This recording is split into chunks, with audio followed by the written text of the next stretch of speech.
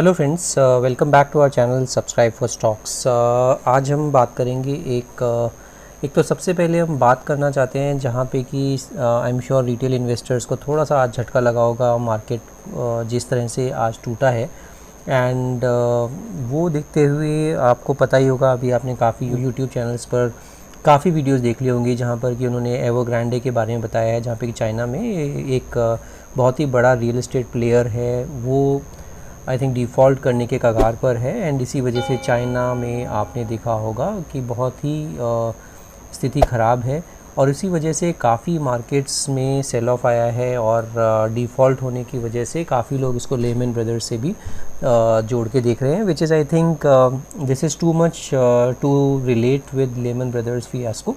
जबकि अगर आप देखोगे तो इंडिया में फ़र्क पड़ेगा जितने भी कमोडिटी प्लेयर्स हैं, जैसे स्टील हो गया, और स्टील का काफ़ी कंजम्पशन आपको पता ही है चाइना में हो रहा था। जो नेट एक्सपोर्टर था चाइना इस साल में, पिछले एक साल में, वो चाइना नेट इंपोर्टर हो गया for all those steel commodity. तो कुछ ना कुछ ऐसा कुछ वहाँ पर मतलब कंस्ट्रक्शन एक्टिविटीज़ इतनी ज़्यादा तेज़ी से चल रही होंगी जिसकी वजह से वो इतना इंपोर्ट करा था। But this comes as a surprise because वहाँ पर Evergrande is a very big name in China and it is on the verge of default and that is reason like थोड़ा सा नर्वस हुआ मार्केट, और उसी वजह से आपने निफ्टी और एंड सेंसेक्स को भी नीचे गिरते हुए देखा। वो हम बहुत ज़्यादा डिटेल में नहीं जाएंगे बिकॉज वो आप काफ़ी चैनल्स पर देख सकते हैं, but still I thought like I should continue my journey wherein I keep on looking at stocks which are still undervalued and there is value in those kind of stocks, and companies are also fundamentally very strong. So in that row only I have again come up with this company which is called Jindal Polyfilms Limited. Before we get into the details of Jindal Polyfilms, I would request all of you to subscribe my channel and hit the bell icon, encourage my efforts, and also let me know if in case you want to see some specific stock on my channel as well. जैसे मैंने last time भी आपको एक मनली petro पर video बनाई थी, in fact 2-3 दिन पहले ही, एंड मैंने उस टाइम पर भी बताया था कि ब्रेकआउट आने के कगार पर है वो स्टॉक, आप अपने रडार पे ज़रूर रखिएगा।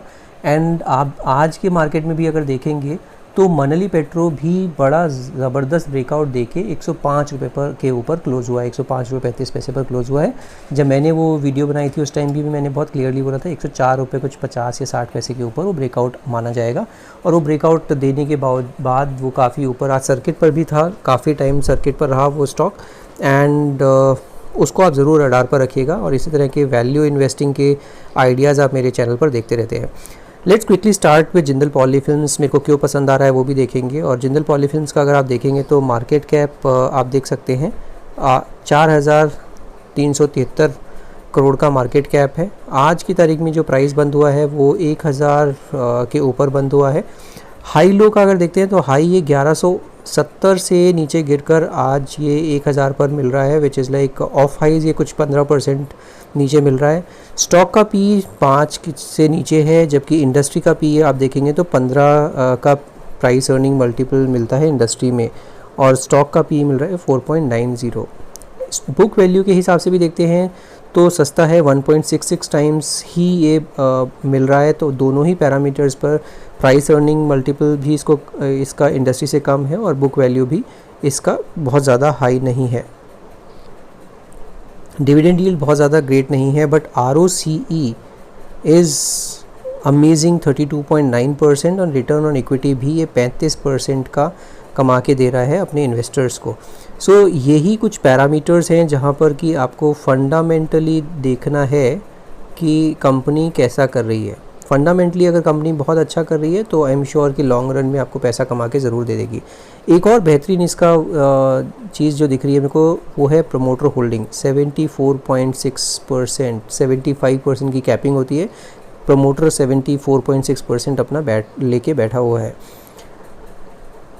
डेट टू इक्विटी देखेंगे तो ऑलमोस्ट डेट फ्री कंपनी है। प्रॉफिट ग्रोथ अगर देखते हैं तो वो भी ज़बरदस्त है, 61.7%। इंटरेस्ट कवरेज भी 21 टाइम्स है। रिजर्व्स देखेंगे तो 4,300 मार्केट कैप है, 2,500-2,600 करोड़ का इनके पास रिजर्व्स पड़े हुए हैं।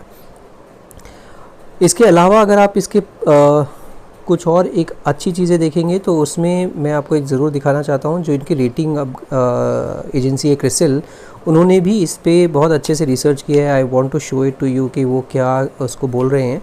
इसमें आप अगर देखेंगे तो इन्होंने बहुत क्लियरली बोला है leadership position in the domestic market, तो ये स्ट्रेंथ है और वो बनी रहेगी। तो ये जैसा आप जानते हैं कि जिंदल पॉलीफिल्म्स जो है is the largest player in India's BOPET and BOPP market with capacities इन्होंने दी है जो 1,77,500 tonne per annum and 3 lakh tonne per annum BOPP के इनके पास कैपेसिटी है। इसके अलावा अगर आप देखेंगे तो इसमें ऑपरेटिंग एफिशिएंसीज बहुत ज़बरदस्त है। Operating efficiency in the domestic business is driven by single location manufacturing capacity in Nashik. ये बहुत ज़बरदस्त है जहाँ पे कि इनकी ऑपरेटिंग एफिशिएंसी के ऊपर ये दांव लगा रहे हैं। वीकनेस भी देखेंगे तो vulnerability to volatile raw material, इनका जो रॉ मटेरियल है वो काफ़ी वॉलेटाइल रहती है और उसी वजह से cost and demand supply dynamics change होते रहते हैं, ये एक वल्नरेबिलिटी है। इसके अलावा एक और चीज़ है जहाँ पर कि ये काफ़ी एक्सपेंशन प्लान्स लेके आते रहते हैं, और वो जो एक्सपेंशन प्लान्स होते हैं वो basically debt funded capacity expansion plans लाते हैं। तो ये एक थोड़ा सा इनको नेगेटिव लगता है कि ये डेट फंडेड डेट्स लेके ही अपना इन्वेस्टमेंट प्लान करते हैं। जबकि अगर आप लिक्विडिटी की बात करते हैं तो लिक्विडिटी काफ़ी स्ट्रॉन्ग है, इनके पास robust cash and liquid investments हैं 500 करोड़ की एज ऑन सितंबर 30, 2020। तो ये अच्छी चीज़ है। इसके अलावा अगर आप देखेंगे तो मैं आपको फिर से स्क्रीनर पर लेके आया हूँ। प्रोज एंड कॉन्स में आप जैसे देख सकते हैं कि कंपनी ने अपना रिड्यूस किया है डेट, यहाँ पे देखेंगे, और इसके अलावा प्रॉफिट ग्रोथ जो है 19% कैगर से ग्रो कर रहे हैं लास्ट 5 ईयर्स में। हाँ, कंपनी पुअर सेल्स ग्रोथ है 10.79% ओवर पास्ट 5 ईयर्स, तो ये एक नेगेटिव भी दिखता है। बट अगर पीयर कंपैरिजन आप देखेंगे तो पीयर कंपैरिजन में आपको दिखेगा कि बहुत ही सबसे सस्ते में ये कंपनी मिल रही है। अगर प्राइस अर्निंग मल्टीपल्स के हिसाब से देखते हैं तो आज भी ये प्राइस इसका अर्निंग के हिसाब से काफ़ी कम है। अगर आप इसका ROCE देखते हैं तो इससे अच्छा रिटर्न ऑन कैपिटल एम्प्लॉयड कोई भी कंपनी कमा के नहीं दे रही है। अगर प्राइस टू बुक वैल्यू देखते हैं तो वो भी आपको दिखेगा कि जिंदल पॉलीफिल्म जो है 1.66 टाइम्स ही आपको अवेलेबल है इस टाइम पर, तो काफ़ी डिस्काउंटेड प्राइस पर ये अभी मिल रहा है आपको। क्विकली सेल्स नंबर्स की बात कर लेते हैं। क्वार्टरली सेल्स जैसे आपने देखा, अगर कि 2018 में 957 करोड़ करते थे, 18 में 870 करोड़, फिर 1000 करोड़, फिर ये 800-900 करोड़ के आसपास घूम रहे हैं। बट अगर आप जून क्वार्टर में देखेंगे तो ज़बरदस्त 1350 करोड़ का इन्होंने सेल्स नंबर दिखाया है। और अगर प्रॉफिट की ऑपरेटिंग प्रॉफिट की बात करते हैं तो ये पिछले 12 क्वार्टर में सबसे बेहतरीन ऑपरेटिंग प्रॉफिट 327 करोड़ का दिखाया है इन लोगों ने। और यही वजह है कि ये मेरे को बहुत ही फंडामेंटली स्ट्रॉन्ग कंपनी दिख रही है। अगर नेट प्रॉफिट की भी बात करते हैं तो नेट प्रॉफिट भी आप देखेंगे तो अभी तक का सबसे बेहतरीन नेट प्रॉफिट कमा के दिया है इन्होंने इन्वेस्टर्स को। और यही एक वजह है कि EPS भी काफ़ी अच्छे से ग्रो कर पा रहे हैं। 52-53 का EPS ये कमा के दे रहे हैं इन्वेस्टर्स को। तो ये इन्वेस्टर के हिसाब से अगर आप इन्वेस्ट करना चाहते हैं तो उसमें आपको बहुत अच्छा वैल्यू दिखेगी। अगर आप ईयरली परफॉर्मेंस भी देखते हैं तो ईयरली परफॉर्मेंस भी अभी तक की सबसे बेस्ट परफॉर्मेंस है पिछले 11 साल में। ट्रेलिंग 12 मंथ्स में अगर देखते हैं तो 892 करोड़ का इन्होंने नेट प्रॉफिट कमा के दिया है, जो कि अगर आप देखेंगे तो पिछले 10 साल में कभी भी इतना बड़ा नंबर नहीं आया है। सेल्स का नंबर आप देखते हैं, जबकि सेल्स इसमें इन्होंने बहुत सेल्स का नंबर आपको बहुत ज़्यादा ऐसा 7000 2015 में करते थे 7500, जबकि प्रॉफिट होता था 172 करोड़। वहीं पर आज 4652 करोड़ का टोटल सेल्स करके भी 892 करोड़ का प्रॉफिट करके दे रहे हैं। और इसमें अदर इनकम भी मेरे को कुछ बहुत ज़्यादा नहीं दिख रही है, 168 करोड़ की अदर इनकम दिख रही है। हाँ, तो अदर इनकम और डेप्रिसिएशन को अगर देखते हैं तो वहाँ पर अगर एडजस्ट करते हैं तो इफ़ेक्ट आपको कुछ 168 और 148। हाँ, तो यहाँ पे इनको प्रॉफिट थोड़ा सा इसलिए भी कम हुआ कि यहाँ पे अदर इनकम नहीं हुई और आउटफ्लो हुआ, और यहाँ पे डेप्रिसिएशन भी 229 करोड़ का था, जबकि यहाँ पे डेप्रिसिएशन भी कम हुआ और अदर इनकम भी बढ़ गई। बट उसके अलावा भी अगर आप देखते हैं तो आपको ऑपरेटिंग प्रॉफिट भी काफ़ी फ़र्क दिखेगा, दुगना हो गया, 662 करोड़ से 1213 करोड़ हो गया है ऑपरेटिंग प्रॉफिट भी। तो इन्होंने अगर एक्सपेंसेस में अगर आप देखेंगे तो एक्सपेंसेस में काफ़ी अच्छे से इन्होंने कमी की है, जिसकी वजह से इन्होंने बहुत अच्छे से प्रॉफिट्स अपने ग्रो किए हैं, and which is very very good thing. Balance sheet पे क्विकली अगर आप देखेंगे तो बैलेंस शीट पर भी आपको रिजर्व्स बढ़ते हुए दिखेंगे, 2598 करोड़ अभी, और अगर आप डेट की बात करेंगे तो डेट भी 1426 करोड़ से 916 करोड़ अभी हुए हैं इनके पास अभी डेट। इनके कुछ इंपॉर्टेंट रेशियोज़ की बात करते हैं तो डेटर डेज़ इन्होंने कम किए हैं, 9 दिन का डेटर डे है, which is a very good thing.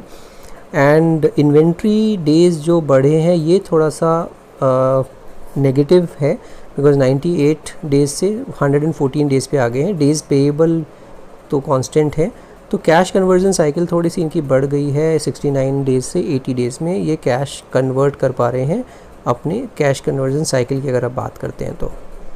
Share holding pattern आप देख के आपको काफ़ी लगेगा कि हाँ ये काफ़ी कांस्टेंट कंपनी है, और इसमें जो प्रमोटर है उनका काफ़ी भरोसा है कंपनी में।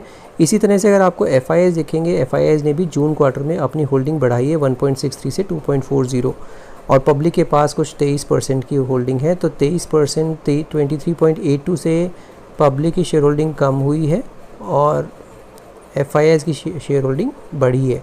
तो ये मैं हमेशा अच्छी चीज़ मानता हूँ, अगर FIIs बढ़ा रहे हैं तो हमें भी अपने इसमें शेयर होल्डिंग या शेयर्स लेने चाहिए, उस क्राइटेरिया पर भी ये बहुत अच्छे से फिट होता है। क्विकली इसको मैं चार्ट पर भी आपको दिखा देता हूँ। ये आपके लिए मैंने वीकली का चार्ट लगाया है। वीकली के चार्ट में मैंने एक रेड लाइन दिखाई है, जो रेड लाइन एक सीमा रेखा है। आप मान लीजिए इसको 930-40 के आसपास इसका आप स्टॉप लॉस लगाकर इसमें आप स्लोली एंड स्टीडीली निवेश कर सकते हैं।